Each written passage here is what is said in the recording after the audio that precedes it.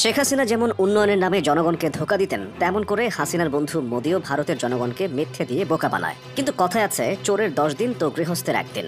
চুরি ধরা পড়ে। হাসিনার চুরি ধরা পড়েছে বাংলাদেশের জনগণের হাতে, আর মোদির চুরি ধরা পড়েছে ট্রাম্পের বন্ধু ইলন মাস্কের যন্ত্রে।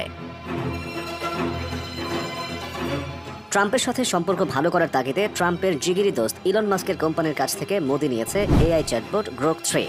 এরপর থেকে ফ্রুটিকা খাওয়ার অবস্থা। ইলন মাস্কের এআই চ্যাটবট গ্রোক 3 যেন সব খুলে দিচ্ছে, করছে একের পর এক গোপন তথ্য ফাঁস। আর তা নিয়ে মহা অস্বস্তিতে মোদি সরকার। হয়েছে বিজেপি আরএসএস এর রাতের ঘুম উধাও।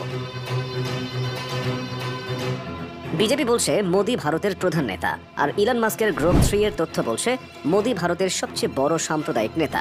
বিজেপি প্রচারণা করছে মোদি উচ্চশিক্ষিত, আর গ্রোক 3 এর জবাবে বলছে মোদির শিক্ষা এক রহস্যে ঘেরা।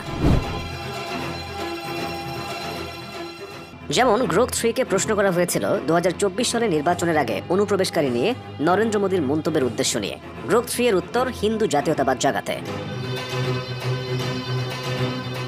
এতদিন ধরে যেসব বিষয় ভারতের রাজনৈতিক বিতর্ক সৃষ্টি করেছে, সেসব প্রশ্নের পুঙ্খানুপুঙ্খ জবাব কেউ পায়নি, বরং জানার আগ্রহ প্রকাশের জন্য আদালত শাস্তির বিধান দিয়েছেন।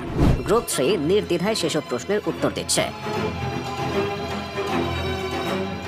মোদি ও রাহুল গান্ধীর শিক্ষাগত যোগ্যতা কি, এ নিয়ে প্রশ্নের উত্তরে গ্রোক 3 জানিয়েছে মোদির ডিগ্রি নিয়ে অনেক বছর ধরে বিতর্ক চলছে। দিল্লি বিশ্ববিদ্যালয় 2021 সালে জানিয়েছিল উনি বিএ পাস, ডিগ্রি আসল, কিন্তু রেকর্ডে গরমিল দেখা যায়। অন্য এক এক্স ব্যবহারকারীর প্রশ্নের উত্তরে গ্রোক 3 জানায় তথ্য ও গবেষণা দেখাচ্ছে মোদি ডিগ্রি দেখাতে ভয় পান। এ বিষয়ে ভারতের জনপ্রিয় ইউটিউবার ধ্রুব রাঠি গ্রোক 3 এর এক মন্তব্য প্রসঙ্গে এক্সে লিখেছেন, এত সত্যি বলতে নেই, এই সুযোগ হাতছাড়া করছেন না ভারতের বিরোধী দলের নেতারাও।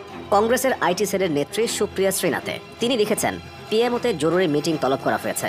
তাতে যোগ দিয়েছেন প্রধানমন্ত্রী, স্বরাষ্ট্রমন্ত্রী, তথ্যমন্ত্রী, পররাষ্ট্রমন্ত্রী ও জাতীয় নিরাপত্তা উপদেষ্টা। বিষয় গ্রোক 3 কিভাবে নিষিদ্ধ করা যায়। বিজেপি নেতাদের অভিযোগ এটা আসলে ফেক নিউজ ছড়াচ্ছে, কিন্তু গ্রোক 3 বলছে সব তথ্যই গবেষণার উপর ভিত্তি করে। কিন্তু যে তথ্যগুলো সামনে এসেছে সেগুলো চমকে দেওয়ার মতো। মোদির 10 কোটি এক্স বা টুইটার ফলোয়ারের 60% নাকি ফেক। এখন ভারতের রাজনৈতিক ভবিষ্যতের জন্য গ্রোক 3 কিন্তু একটা বড় ঘটনা, কারণ গদি মিডিয়া তার নিয়ন্ত্রিত গণমাধ্যম এবং সামাজিক যোগাযোগ মাধ্যম ব্যবহার করে এতদিন যে অপপ্রচার চালাতো, তা এখন এক মুহূর্তেই যাচাই করে নেওয়া সম্ভব হবে সাধারণ মানুষের পক্ষে, যে আসলে কোনটা সত্য আর কোনটা মিথ্যা। বিজেপিকে আসলে এর বিরুদ্ধে ব্যবস্থা নিতে পারবে, নাকি ভবিষ্যতে ইলন মাস্কই মোদি বা বিজেপির বিরুদ্ধে সবচেয়ে বড় চ্যালেঞ্জ হয়ে উঠবেন? সময় তা বলে দেবে।